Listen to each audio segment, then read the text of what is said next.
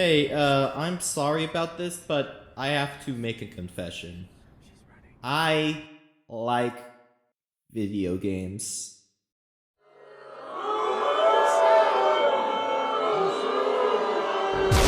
So while I was making the post Void video, I started to wonder about even more obscure games that no one has ever heard about. There's gotta be some games that I've never even seen the light of day. So I went on an adventure. I wanted to find games that no other human has ever played before. There's games that no one plays anymore, but I wanted to find games that no one has ever played. I decided to use Steam to find these games because there's a website called Steam Charts where it tracks the current number of players, and the important part, peak player count. So I went on the website, went to the very end of the games section, and started my hunt. When going through the games that have 0 players, most of the games weren't really worth talking about. Most were DLCs, soundtracks, demos, stuff that really no one cares about. The only one worth mentioning would be Fantasy Grounds Starfinder RPG Adventure Path 47 Nightmare Scenario Drift Crashers 2 of 3. You don't know how close I was to buying this. Also, most of the games that say they have 0 players are lying. And some of these games sounded awesome, like Bugs and Boo Hags. It said it had 0 reviews, but look at Cactus Steak's review. The funny bugs crawl about. What a jolt that one is. Chalk this one up as a classic baby. Oh yeah. Another problem is that a lot of it is just porn. And fun fact, I can't show porn. But Anime World War II Nudity DLC 18 Plus did perk my interest a bit. Also, Steam Charts isn't that reliable. Like, look at Warside, 0 peak players. Just kidding, 258 peak players. So I had to do my research on all these games you see, and decided to make a list of 9 games. I actually recorded 10 games, but then I saw one of the games had a review on it, so it was unplayable. In the trash can it goes. And just keep in mind that most of these games were made after 2020. Just remember that. Okay, let's get started with the first game. The first one is a bit unique compared to the others. It's a game meant for 6-year-olds. Released on Steam. Maybe it's just me, but I would never leave my child alone on Steam. That's too much for one kid to have. Anyway, we start playing the game, and we have a surprise for you. I don't think I want your surprise. So in this game, we get a dog named Chuck, and you just play with him. Now, some positives. The game was only $2. And that's about it. You can do a grand total of 6 things in this game. You can make him eat, which I love the sound effect they use. It sounds like he's eating rocks. You can make him sleep, which if you listen closely, you can hear people talking in the background.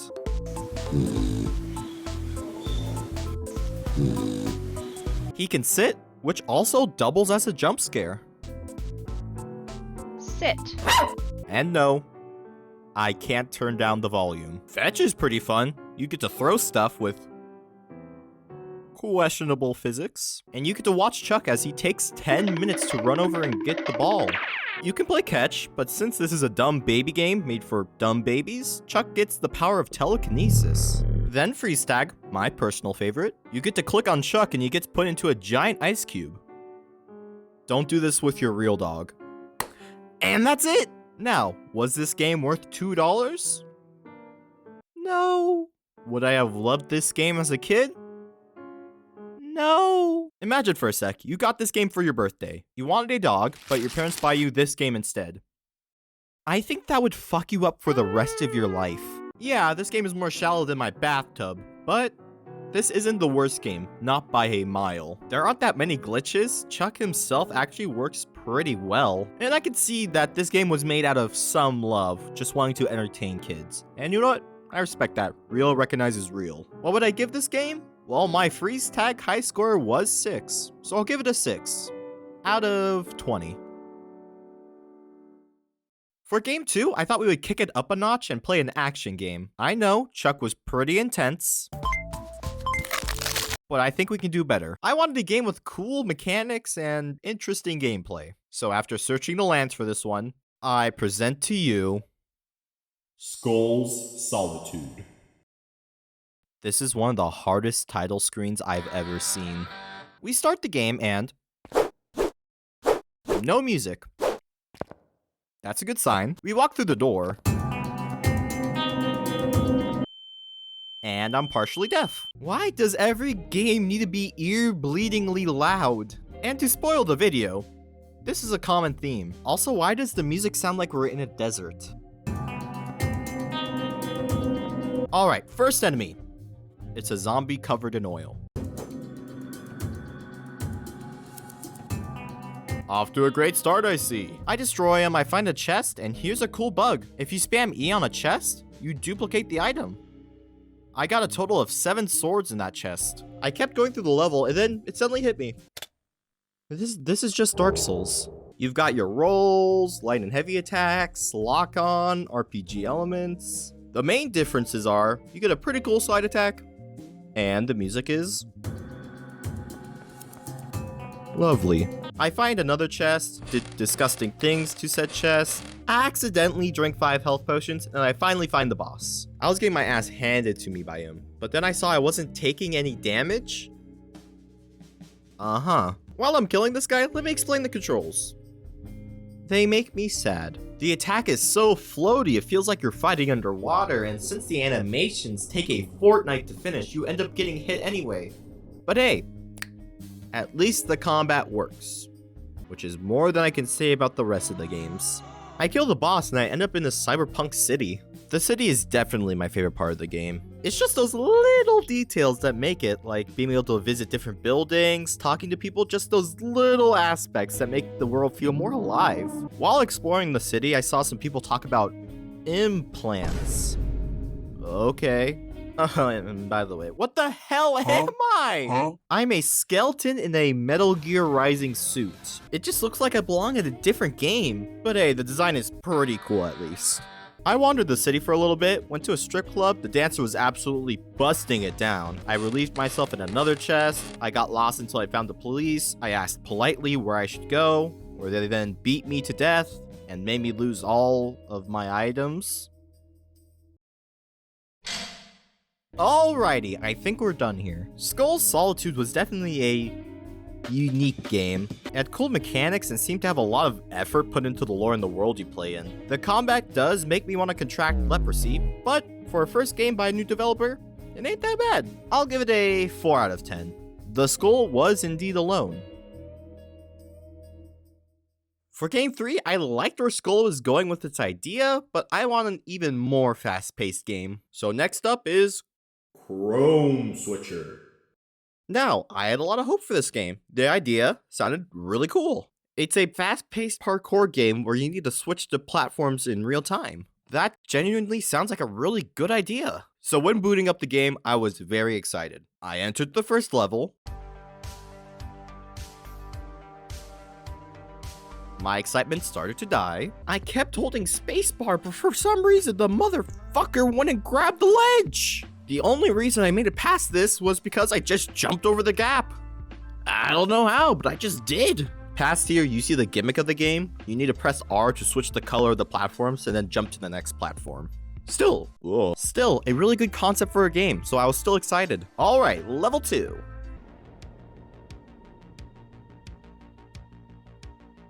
Fuck this shit, I'm jerking off. So unlike other parkour games where you just need to be next to the wall-to-wall run, in this game you need to slam your face into the wall-to-wall run. But sometimes, it just wouldn't work. The first wall always worked, but oh my Allah, the second one refused to do it. I just kept falling every time I tried. Eventually I just started messing up the first wall. After 5 minutes of this, the wall gods finally accepted my attempts and they let me through. All right, level 3.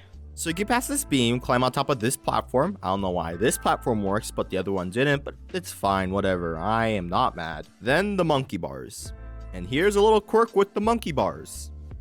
They don't work. For some reason, the game just doesn't want me to hold on to them. I don't know what I'm doing wrong here. Like, sometimes I grab onto them, sometimes I don't. Sometimes the jump works, Sometimes it doesn't. After 10 minutes of just guessing what to do, I just did it randomly. Nothing really changed, I just did it this time. I get past the next few platforms, and god damn it, after 10 more minutes of trying to get back there, I eventually get past the monkey bars, and I can finally beat the level.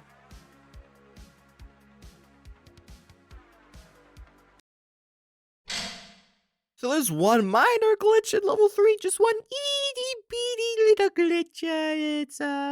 You can't beat the level. The ending just doesn't work. You just go right through it. But Brax, did you see there's a level select in the menu? You could just do that. You have a good argument. Here's my counterpoint. Kill yourself. And also you need to beat the level to actually, skip the level. But I can't beat the level, so I'm just stuck here. I tried doing everything, doing the beam tutorial fully, doing the monkey bar slower, being slower in general, going different paths, skipping some parts, waiting in the box. Just maybe I could get on top of the hill and stop this insanity. And then after doing this for like half an hour, I just gave up. The game had a cool gimmick. I couldn't get past level 3. 3 out of 10. Alright, game 4. I wanted a more relaxing game, one where I could just turn off my brain. And for that one, I picked only the best of the best. Animal Crossing, get that bullshit out of here. The new casual game that everyone will play is... Turret Defense Bug Invasion. Pretty catchy title. The title had already hooked me from the start. I got the game, I opened it up, and... This was released in 2020, by the way. Okay, so the game is tiny. Whatever. I could change my recording setup so you could actually, see the game. Okay, I fixed it. And the screen is black. Like, not even black on the recording screen. Like, I couldn't see the video game. 5 minutes later, I fix everything. I boot the game back up, and thank God, everything is working. Now to actually start...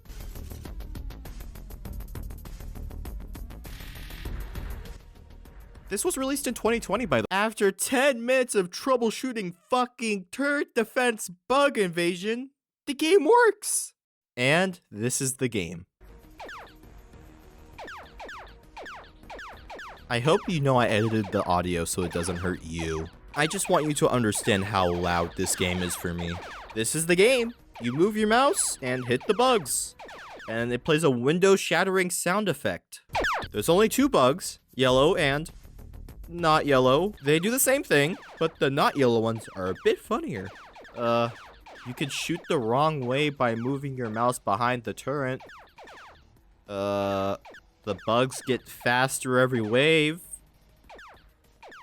Sorry guys, I just have nothing for this one. The game just doesn't change past this point. It stays exactly the same. This is definitely the worst game I've played so far. There's 2 bullets! I take everything back. This game is awesome and a hidden gem. Lastly, guess how much this game was? Come on, just give me a random guess. It could be any number. It was $10. Do you see this? This screen costed $10. This game gets a 10 out of 1,000. Alright, after turret defense, I actually wanted to use my brain after that experience. So I look for a puzzle game, and I eventually find one called Cubelet. And holy shit, a story! Apparently you play as a little robot trying to save a city from a power outage. Wow, what a cute concept for a game. Hopefully it's utilized to its fullest potential and the game isn't just a knockoff of a way better puzzle game and the game itself isn't just a mediocre mess. Wait, what? What do you mean that joke doesn't work? Wait. The game's actually good? Like I said, this is a puzzle game. The main point of the game is to try to get to the end of the level, but you only have a limited amount of moves to get there. It's like Helltaker, but if it didn't have any demon girls. -1. You can only really move in the game, but the main gimmick is that you control every single character on screen. Your main guy is this little green robot, and you have to hop onto other robots to get through the level, but every other robot matches your movements, and each one has their own different mechanic.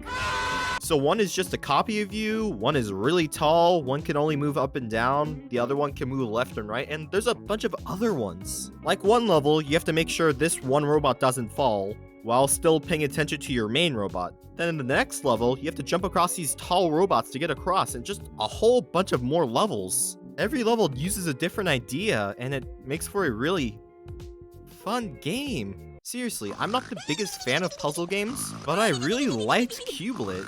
It had a lot of fun concepts, and I think it executed them really well. Of course, I do have some critiques. You're locked at 2 camera angles, the front one and the CCTV one. The CCTV one kind of sucks penis, and the front one can be limiting at times. If there was a way to move the camera with like your mouse or something, I think it would be a lot better. There's glass in the game that's basically invisible, making a lot of puzzles way harder than it needs to be. Like, come on.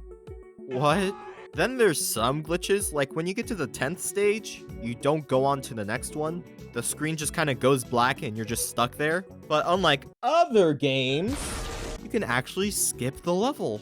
All in all though, I really liked Cubelet. It feels like a game I would play during computer lab at school. And I mean that in the best way. The only reason I didn't finish the game is because it gets really hard. Like, look at this puzzle. I can't explain why, but this puzzle makes me itchy. I also don't want to spoil too much because I think a lot of people would actually enjoy playing this. The game is only $2, so if you want to pick up any game from this list, I'd recommend this one. It's an actual video game. 7 out of 10. Alright, okay, maybe the games get better as we go on. The next game has some big shoes to fill after Cubelet. So for this next one, I decided to pick a open world game. And through that, I found a game called Evslan. I think. Evslan. Let's see if Evslan is any good. Maybe it can be even better than Cubelet. Evslan is a fantastic world that swordsman's battling. Okay. You now have my attention. Do not be scared. I am the same Brax, but in the future. I was gonna have a scripted part for this entire section like in the other games, but this game is funny. So, for this one, I decided to record my live reaction to the entire game. So, I'll just play that instead, because I think everything kinda speaks for itself with this one. So I have to chop wood first? I don't know why, but sure, fuck these trees. Okay, I gotta go find more trees, I guess. Oh my lord, I move so slow. Also, I like that every single person is the same white bald man with a weird stick on his head. I want to see what these buildings are, I'm curious. Okay, I'm in a fight now. Sure, whatever. They called me the Golden Sword in high school. Mainly because I pissed myself. Okay, I won, and I can recruit people now. Okay. Oh, okay, I need wood and food, apparently. Alright, I'm just gonna press random buttons now. So what is... So if you press 1, you get super speed for like 5 seconds. This is the best part of the game, by the way. Okay, I got to the building. Let's just fight this army, I guess. Uh-oh. Yeah, I'll probably win. Fun fact, I actually did win. The thing is that the health regen is so fast, you're basically invincible. I spent like 5 minutes hitting the group over and over again. And you know what I got from beating this high-leveled area? The exact same thing I got from the first area. Which was nothing. Am I bad about that? No. I'm fucking pissed. Okay, so I learned how to get food, and I finally got my first troops. Okay, let's see these bad boys in battle. They're dead. They died in 15 seconds. Their AI is a single-celled organism that just rushes in and dies. Right here, it all clicked in my head. The game wants me to grind out trees and bushes for materials, and then buy more guys to repeat the cycle of grinding for materials. You don't get anything from beating bases. The only way you can get better is by running very slowly around the world and chopping down trees and bushes. Alrighty, that sure was a video game. It was very clunky, slow, and generally unfun to play. But you do go fast sometimes. 2 out of 10. Merry Christmas! We went back in time for this game because we gotta be in the mood for this one. Rhythm games are actually one of my favorite games, so I was pretty excited for this one. The game I found was Christmas Rhythm. I am so hyped already. Alright, what's the first song? Jingle Bells? Okay, absolute hood classic. Let's get into it.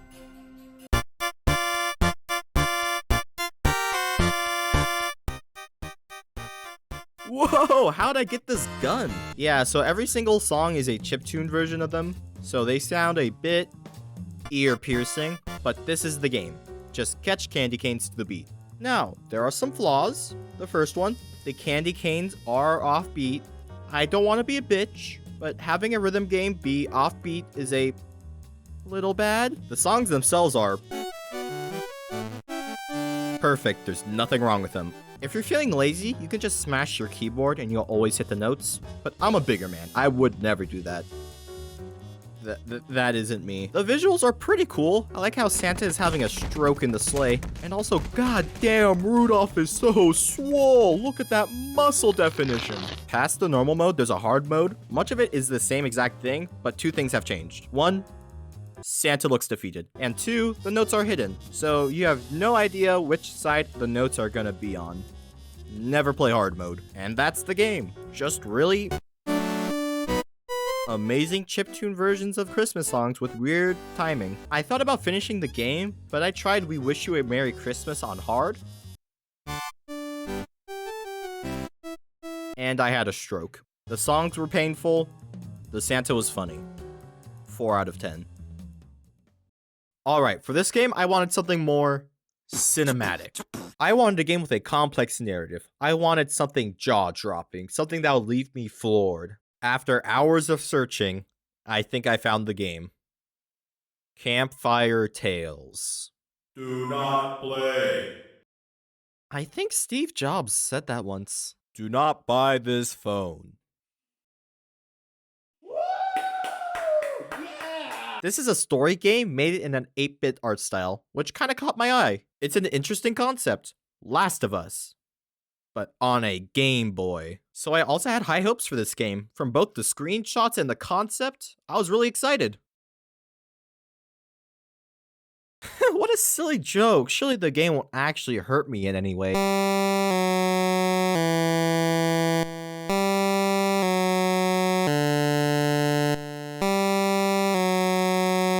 Okay. No hate on the guy who made this. Really, I feel zero hate towards this man, and I genuinely wish him the best in life. But I am not joking. This is the worst song I've ever heard in my entire life. After finishing the song, it physically messed up my hearing for like a minute. I'm not an engineer or anything, but the frequency of the song is just messing with everything. I don't know what's happening with it. And mind you, this is the only song in the entire game that actually does this. I have never encountered a single song in my entire life that physically hurts the listener. I just want to congratulate the guy who made this, because he made the human version of a dog whistle. Anyway, no hate to the guy, I think it's funny. We start the game off with a group of friends sharing their stories around a fire, so we play through each one of their stories, with the first one being about a girl going camping. I accidentally skipped this dialogue, so I got lost for a bit. I saw the weirdest playground ever. Like, who needs 8 swings? I eventually find the forest, and I'm just stuck there. There's no paths, no signs, no nothing. All I can do is walk into these trees, and that's it. Oh, silly me. P. I don't know how to make that sound. I should have known. This is an invisible maze where you can't tell where your character is, so you just have to guess where you go. Fine. If it's just this once, whatever. I finally got out of the maze and I see mushrooms. I was curious what would happen, so I ate a mushroom. Nothing happens. I did it again. Nothing happens. So I did it again. Nothing happens. So I did it again.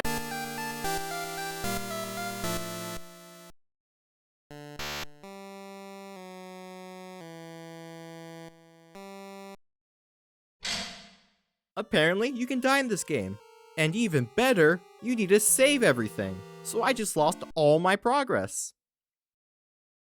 Just remember, I'm doing this for you. I start all over, accidentally click easy mode. Nothing much changes. There's now just a pink rabbit who gives hints. I get back to the mushrooms, I skip them, and I continue through the giant maze. I get to the end, and I am told I need to go back to the beginning, so I have to do the maze again. Okay. I walk back through the maze, grab the snacks, and walk back through the maze. I go the wrong way, and I find this side area. I go to the headless deer, where then... He's my favorite part in the game. He serves zero purpose to the story. He's just here for fun. And that's why he's my favorite. I start to head back, but then something starts to throw rocks at me. Holy shit! A plot! I get back to the campsite, but even more rocks are being thrown at us, so we have to go back through the maze. I die a little bit, and we sleep in the cabins there. In the morning, we find out it was just squirrels throwing rocks at us. That's it! Seriously, that's the end of the story. We go to a campsite, a squirrel throws rocks at us, and we leave. There's another story I played after this, but it's basically the same. Hey, it's editing me again, and you know what? I've changed my mind. I'm gonna show you the second story because I'm looking back at it and it's wild. So I'm taking my kids on a camping trip, okay? They get hungry, so I start to pick berries off random bushes. Don't do that. So I start doing that for like 5 minutes straight. The most boring thing I've ever done. I find a book, I pick it up, and then I find the Baba Yaga.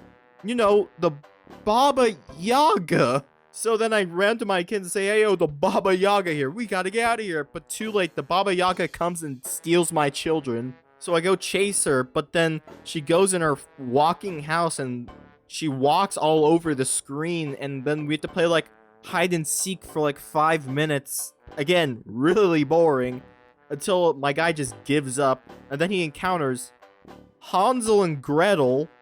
Different story, by the way. But then Hansel is a caterpillar, so then I used the book I found to turn him back into a boy, and then they use that book to cast a spell on the Baba Yaga, and she melts, and I take my kids back. And then it ends. Like, that's it. Like, it's a total different, like, we go from, oh, squirrels chucking rocks at us, hard to my children have been stolen by the Baba Yaga. Then I use Hansel and Gretel to kill her. It's like, what?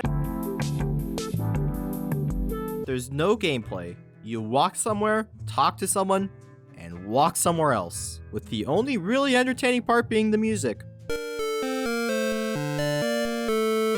And it's not that entertaining. Like, if you had to solve puzzles or just do anything other than walking. Do I think this is the worst game? No, not at all. This is clearly someone's first ever video game, and they wanted to try something new, which I commend them for. This is new. And the graphics are decent. Yeah, they copy Pokemon, but it's not bad. There's a lot of effort here, so I respect it. The concept was interesting. I have tinnitus. 4 out of 10. Okay, this is the last game I got, but I promise I saved the best for last. This is the game I spent the most time on, and you'll see why. This game changed me in ways I never thought was possible. I look at gaming with a totally different lens, and I now understand what the medium is capable of. The game is called Eltar. It's an action platformer, and to give you a small taste of what you're in store for, here's the trailer to the game. What could you possibly do that would affect me?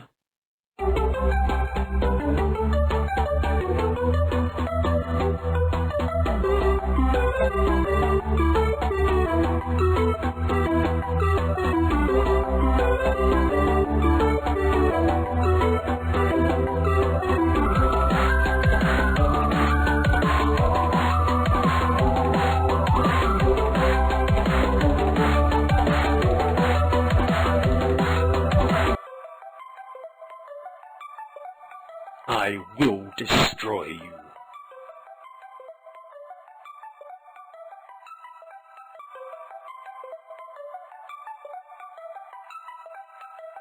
I hope you're ready, guys, because I sure as hell am. First off, I got curious and decided to hit the continue without ever playing the game, and the game crashed. I actually start the game and I get told a bunch of lore. In short, some aliens called the Eltar came down and gave humans the ability to control the elements. So water, lightning, wind, fire, earth, banana. The humans then misuse the powers, so the Eltar takes it away from them, with the Eltar hero being the one who protects the powers. After that, we get one of the hardest quotes I have ever read. There are only two ways to live in this world: following the path built before you, or making your own. I am getting that tattooed on me. This is the main character, Aaron. He is a person who gets struck by lightning and ends up in the hospital. I love the art so much in the game, and I don't think I need to say why. We find out we have lightning powers and we escape the hospital. Okay, level 1. I think those are different people. The controls are pretty simple. You have a jump, an attack, a wall jump, and you have the ability to run super fast and jump super high. And that's a pretty cool idea for a platformer. Now, a small problem with the controls. They are delayed. Not by super much, it's like maybe a tenth of a second, quarter of a second, I don't know. Like that small, but it really does make a difference. You'll see later. I started to run around the city and I find my first enemy. I also shoot guns like that. After that, I kept running around, but I feel so lost in this level. I felt really stupid at first for getting lost in this first level, but then I remembered on Steam in the description, it said these are maze-like levels. So they are designed to get you lost. Fun. After 11 long minutes of just walking around, I finally get to the end. I have a stroke here for some reason, and here we meet Steven, the villain who wants to use Aaron's powers for money, I think. But he's up there with the greats. Dark Vader, the Joker, Steven, and here's our first boss fight. Go break his legs. Yep, there's voice acting. And yep, it never changes. I absolutely destroy the boss, and now we're on level 2, the sewers. Here, the level starts to become more vertical, and there's no ladders or stairs in the game. The only way to go up is by wall jumping, and the wall jumping is awful. I can't even joke about it. It's so slow to actually jump off the wall, and it's surprisingly hard to do. And since the controls are delayed, it feels like you're jumping through honey. And it isn't that bad here. Keyword is here.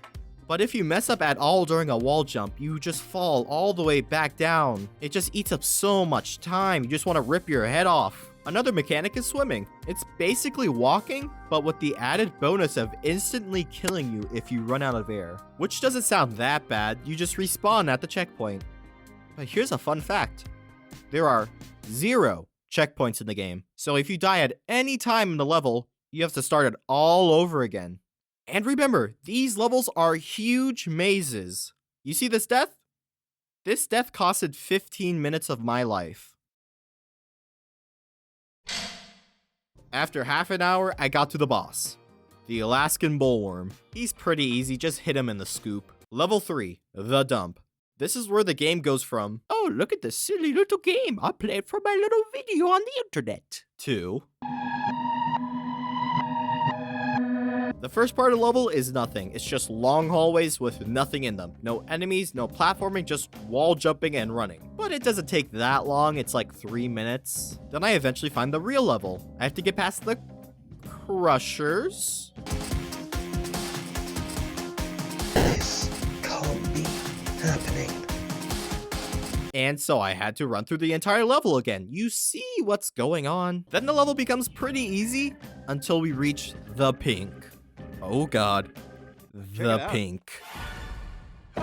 Most of this section is pretty easy, but this part right here, it is the bane of my existence. This is where I realized how bad the wall jumping is. It's so fucking clunky, it's near impossible to do this section hitless. The pink is so fast and it destroys your health if you touch it. You can see how hard it is to control this guy in this part. Just like, look at it. I only really died here once, but every time I went through this section, it just destroyed my HP bar. But whatever, I just won't get hit ever again. After that is the fire part. This is my first time ever getting here. This can't be happening. As you can see, I did not enjoy that. I just want you to understand the problem with no checkpoints. I got past the first long part, the purple crushers, the easy parts, the dreaded pink section, the first fire area, taking about 10 minutes to complete all of that. Then I die in this random fire section. Then I gotta do all that again! After every single death, my sanity started to go lower and lower and lower until I beat the level. The boss of the level is Steven. 2 things about him. 1, I will destroy you. I love his voice actor. And 2, he's really easy. Until he does this move where he just destroys you. I beat Steven and I move on to level 4. This is my favorite level in the game because it isn't a damn maze. All you do is go forward. No wall jumps, no swimming, no pink, just run and some platforming. And it also gives you a lot of energy, so you can just super run throughout the entire level, which is pretty fun. The only thing that I don't like in the level is that since your super runs put you on the right side of the screen, you can't see anything in front of you. So that happens a lot. Besides that, it was a pretty good level. The boss of the level is a helicopter, and it's awful, painful, terrible, dreadful, horrible, terrible, frightful, unfruitful. The problem with the boss is that it just doesn't work. So the idea is that the helicopter is chasing you, so you have to dodge it while attacking it. The problem is that the helicopter just fucking leaves. If it goes off screen at all, it despawns, and you just have to keep running until it feels like coming back. So you just sit there for 5 minutes running in a straight line, just wasting your time for it to come back. And when it does come back, it kills you in 3 hits! You want to know how I beat it? When the helicopter charged at me, I just jumped in front of it and I shot it as I ran by it. It's still not easy, but it's possible now. After an hour of just trial and error, I finally beat it. This frame was almost worth it. And also, if I see this pose again, I am going insane. Alright, back to basics. Level 5, the nuclear plants. It's a lot like the other levels up until now. A giant maze, a lot of wall jumping, confusing, but the gimmick here is that there's nuclear radiation, which slowly drains your health. Alright, that sounds awful. A giant maze with a time limit. But the health drain is not that bad, so yeah. Level's pretty easy. This is the only level where I didn't die a single time. It wasn't too fun, but hey, I didn't die. The only thing really of note in this level is that I got earthbending, which is kind of useless. I never used it, but that's what this bar means, just to let you know. The boss of the level was Attack Hover. I don't think that's a word. I thought he was going to be really hard because he did so much damage, but he has basically no health. So after a few tries, I got him. Level 6, the water base. You see this level right here? You see this level? This level broke me. So the gimmick of the level is that it's really big, really long, and half of it is underwater. And all the water sections are so brutal and unforgiving, it gives you few breaks. And remember, running out of air instantly kills you. After about 20 minutes, I get to a room where a wall starts to chase you. You're supposed to wall jump up there, but remember, I said the wall jumping sucks. This can't be happening. I was going crazy at this point. After going through the pain of the sewer, the dump, the helicopter, all taking up hours of my life and me replaying those sections over and over and over again, my patience was being tested with this death. But I wanted to see where this was going. So I ran all the way back, and after another 30 minutes of walking, I got to the end of the level. The reason this level broke me is that there was nothing. At the beginning, there were a lot of turrets and a lot of danger, but in the middle and end, there was nothing. There were like 2 enemies and 1 turret. Besides that, it was just nothing. Rooms of nothing, swimming with nothing, just nothing. For 30 minutes. And the normal running speed is so slow. So most of the level, hell, most of the game is just walking through long corridors until you find the next long corridor and pray that you're going the right way and not in a circle. Remember that maze from Campfire Tales? Well, imagine if they made a whole game around that maze. The boss here is Aquamech. For some reason, he doesn't get a cool intro. This boss is like Attack Hover, but if it was underwater with more HP. And yes, that's a terrible thing. I thought I was going to get stuck on him for hours also, but then he just got stuck in a corner, so I just smoked him my 3rd try.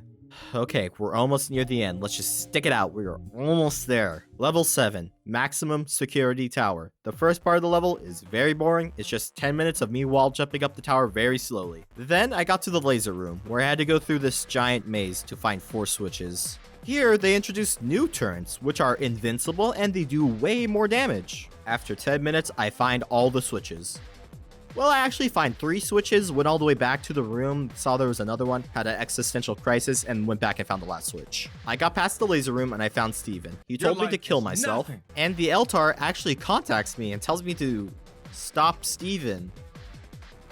I was already doing that, but okay. The next part, okay. So remember the water base? It being giant and a confusing mess? Well, what if you got the same maze, but put turrets in every single room that does a chunk of your HP every time you even think about coming close to them? Combine that with most of the rooms being vertical, so you need to dodge these turrets while doing the slow and clunky wall jump. I almost die in this part, but I eventually find the exit. I have been in this level for 40 minutes. If I get hit again, I have to start the level all over again. So I was very, very careful with every single movement. I dodge all the turrets, I find the exit, I jump towards it,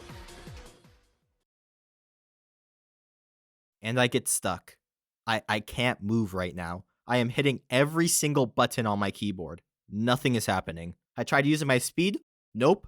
I tried using my useless earthbending. Nope. I was stuck. And I couldn't do anything. Well, at least I was safe, so I could at least figure out what other ways I could. This can't be happening.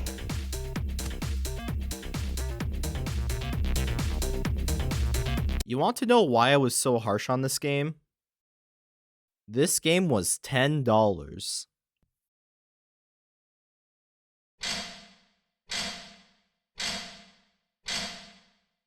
Fuck this game. Out of 10. And that was the last game I thought looked interesting. 9 in total from a range of genres. Platformers, puzzle, action, story-driven, bug. And to be honest, I enjoy playing most of these. Yeah, there are some better than others. Definitely. The only game I can say is good is Cublet. I am still really mad that no one has ever played it. It is genuinely a good game, and it's the only game I would really recommend playing unironically. But the other games have so much clear vision and passion and love behind them that I can't really dislike them in good faith. Games like Eltar or Skull Solitude, yeah, I didn't like playing them. Eltar even made me question my life choices, but you can see the love and care put into both of those games. You can't help but to love them. Yeah, I hated playing Eltar, but I still really liked the visuals and voice acting. It's really charming. Games like Chrome Switcher and Campfire Tales had really cool ideas. Yeah, they weren't perfect, but I appreciate their creativity. If they were just a little better, they could make really unique games. Christmas Rhythm and Chuck were really cute games. They were very shallow, but I think the people were just making them for fun, so I can't in good conscience say it's bad. Turret Defense and Epsilon were games. I always like finding small games people have never heard about. It's like hunting for gold. Most of the time, you won't find anything, but sometimes you'll find something amazing. And I encourage all of you to do the same thing. In short, Cublet is Game of the Year. Eltar has taken years off my life. And thank you for watching.